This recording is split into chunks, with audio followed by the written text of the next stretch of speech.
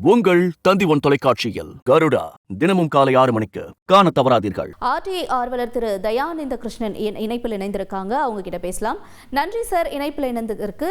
Sir, இப்ப இந்த இன்னமும் கூட இந்த 42% வந்து இன்னும் வசூலிக்கப்படலை அப்படிங்கிற ஒரு அதிர்ச்சி தகவல் வெளியாக இருக்கு இல்லையா? இதனுடைய தாக்கம் வந்து எவ்வாறாக இருக்கும்? இப்ப இந்த அதிர்ச்சி தகவல் மூலமா என்னென்ன விளைவுகள் ஏற்படும் என்று நம்ம புரிஞ்சுக்கலாம் சார்? இல்ல, இது ரொம்ப அதிர்ச்சியாக இருக்கு. ஏன்னா கிட்டத்தட்ட 20 ஆண்டுகள் ஆயிடுச்சு. இப்போ இந்த சாலை பாத்தீங்கன்னா அவங்க பிசி பேசஞ்சர் கார் யூனிட்ல 34,000 வண்டிகள் வாகனங்கள் பிசி வந்து டிசைன் சொன்னாங்க. ஆனா இப்போ வந்து 1 லட்சம் டிசைன் கெப்பாசிட்டியோட தாண்டி கிட்டத்தட்ட 295% அதிகமாக வாகனங்கள் வந்து பயன்படுத்துறாங்க. ஆனா கட்டண வசூல் பாத்தீங்கன்னா ரொம்ப குறைவா இருக்கிறத பார்க்க முடியுது. குறிப்பா ஜனவரி மாதம் வரைக்குமே எடுத்துக்கிட்டீங்கன்னா அந்த கார் அந்த மாதிரி வாகனங்கள் பாத்தீங்கன்னா 11 லட்சம் வாகனங்களுக்கு மேல வந்து இந்த சுங்கச்சாவடியை வந்து பயன்படுத்துறாங்க. அந்த உடைய வருமானம் எடுத்தீங்கன்னாலே கிட்டத்தட்ட 21 கோடி வந்துடும் அந்த ஒரு மாதம். ஸோ அதை நீங்க கால்குலேட் பண்ணி ஒரு ஆண்டுக்குன்னு எடுக்கும் போது கிட்டத்தட்ட நம்மளுக்கு வந்து 144 கோடிக்கு மேல வந்து வருமானம் இருக்கு. ஆனா இவ்வளோ 19 ஆண்டுகள் ஆயம் வந்து இன்னும் வந்து நாங்க 56% தான் நாங்க ரிகவர் பண்ணியிருக்கோம், இன்னும் 42% அமௌண்ட் ரிகவர் பண்ணணும்னு சொல்றது ஒரு பெரிய அதிர்ச்சியா இருக்கு. அடுத்து பாத்தீங்கன்னா முக்கியமா இந்த சாலையில இந்த 46 கிலோமீட்டர் தொலைவை கடக்கிறதுக்கு அவங்க டிசைன்டு ஸ்பீடு சொல்றது 100 கிலோமீட்டர் 1 மணி நேரத்துல பயணிக்கலாம். அப்படின்னா 28 நிமிடங்கள்ல இந்த 46 கிலோமீட்டர் வந்து கடந்துட முடியும். ஆனா இந்த சாலையை கூகுள் மேப்ல நீங்க போய் செக் பண்ணீங்கன்னா தெரியும், கிட்டத்தட்ட 1 மணி நேரம் 6 நிமிடங்கள் நான் பீக் ஹவர்ல காட்டுது. அப்போ இது எப்படி சுங்க கட்டண சாலையா இவங்க வச்சிருக்காங்கன்னு தெரியல. ஏன்னா பிளாக் ஸ்பாட்ஸும் பாத்தீங்கன்னா அதிகமா இருக்கு, 57 பிளாக் ஸ்பாட்ஸ் இருக்கு.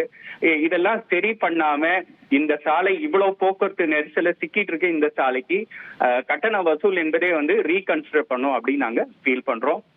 இது உடனடியா வந்து இந்த டோல் கட்டணத்தை வந்து ரத்து பண்ணணும் அப்படின்னு நாங்க கேட்டுக்கிறோம். ஏன்னா பல ஆண்டுகள் ஆயிடுச்சு. இது இல்லாம இன்னும் மேல மேல நாங்க செலவு பண்றோம்னு அடுத்தடுத்து செலவுகளை வந்து காட்டுறாங்க. 8 லேனுக்கு வந்து இன்னும் ஒரு 275 கோடி நாங்க செலவு பண்றோம்னு சொல்றாங்க. ஆனா அந்த சாலையை பயன்படுத்துற மக்கள் எங்களுக்கு தான் தெரியும், அந்த வேகத்துல வந்து எங்களால பயணிக்கவே முடியல. அதனால இது டோல் சாலையா இருக்கிறது சாதாரண சாலையா மாத்திட்டா பெட்டரா இருக்கும் அப்படின்னு நாங்க ஃபீல் பண்றோம். சரி, இன்னொரு பக்கம் வந்து சுங்க கட்டணம் அப்படிங்கிறது தொடர்ந்து உயர்த்திக்கிட்டே இருக்காங்க அப்படிங்கிறது மக்களுடைய கருத்தாகவும் வாகன ஓட்டிகளுடைய கருத்தாகவும் இருக்கு. இந்த நிலையில இப்ப ஆர்டிஐயோட இந்த தகவலும் வந்து வெளியாயிருக்க நிலையில இது மக்களுடைய நிலைமை வந்து எந்த அளவுக்கு இன்னமும் கூட வந்து நம்ம நிறைய விஷயங்களை தெரிஞ்சுக்கணும் அப்படிங்கிற மாதிரி இருக்கு சார் இதன் மூலமாக.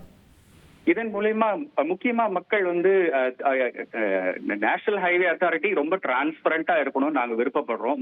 மாதம் வந்து இப்போ ஆர்டிஐ தகவல்ல ஜனவரி மாசம் எவ்வளவு வாகனங்கள் பயன்படுத்தினாங்கன்னு எப்படி ஒரு கோப்பை வெளியிட்டு இருக்காங்களோ அதே மாதிரி ஸ்டேட்மெண்ட்ஸ் வந்து ரிப்போர்ட் வந்து மந்த்லி பப்ளிஷ் பண்ணும், எவ்வளவு கலெக்ட் ஆச்சுன்னு பப்ளிஷ் பண்ணும். அப்ப எங்க அந்த கேப் இருக்கு அப்பதான் மக்களுக்கு வந்து தெரியும். ஏன்னா கலெக்ஷனுக்கும் எவ்வளவு வாகனங்கள் கடந்து தெரிஞ்சாதான் ஏதாவது மிஸ் மேட்ச் இருக்கான்னு தெரிஞ்சுக்க முடியும். அண்ட் ஏன் இவ்வளவு தாமதம் ஆகுது அப்படின்றதே தெரிஞ்சு. இந்த சாலை சுங்க சாலை அப்படின்னா டிசைன் ஸ்பீட் இருக்கு, 100 கிலோமீட்டர்ல நீங்க பயணிக்கலாம்னு உறுதி அளிக்கும் போது அங்க வந்து 40 கிலோமீட்டர்ல தான் எங்களால பயணிக்க முடியுதுன்னா அப்ப எதுக்கு அது சுங்க சாலையா வச்சிருக்கணும்? அது சாதாரண சாலை அப்படின்னு சொல்லலாம். ஏன்னா நம்ம பார்த்திருக்கோம், நம்ம இரும்புலியூர்ல இருந்து அந்த 46 கிலோமீட்டர் தொலைவு வரைக்கும் நிறைய இன்டர்செக்ஷன்ஸ் இருக்கு, நிறைய இடத்துல விபத்துகள் நடந்திருக்கு. பரனூர் மாதிரி பகுதிகள்லாம் அதிகமான பிளாக் ஸ்பாட் இருக்கிறது அவங்களே வந்து தெளிவா குறிப்பிட்டிருக்காங்க. இப்ப அதெல்லாம் நாங்க சரி பண்ணணும் அப்படின்னு சொல்லியிருக்காங்க. இவ்வளவு பிரச்சனைகள் இருக்கும்போது இதெல்லாம் ஆர்டிஐ மூலியமா நம்ம கொண்டாடுறோம். ஆனா இந்த இன்ஃபர்மேஷன் எல்லாத்தையும் டிரான்ஸ்பரண்டா வந்து NHAI வந்து ஆண்டுக்கு ஒரு முறை அறிக்கையா வந்து வெளியிட்டாங்கன்னா மக்களுக்கு ரொம்ப பயனுள்ளதா இருக்கும். அண்ட் அவங்களும் வந்து அதை இம்ப்ரூவைஸ் பண்ணிக்கிறதுக்கான சான்சஸ் ரொம்ப பெட்டரா இருக்கும்.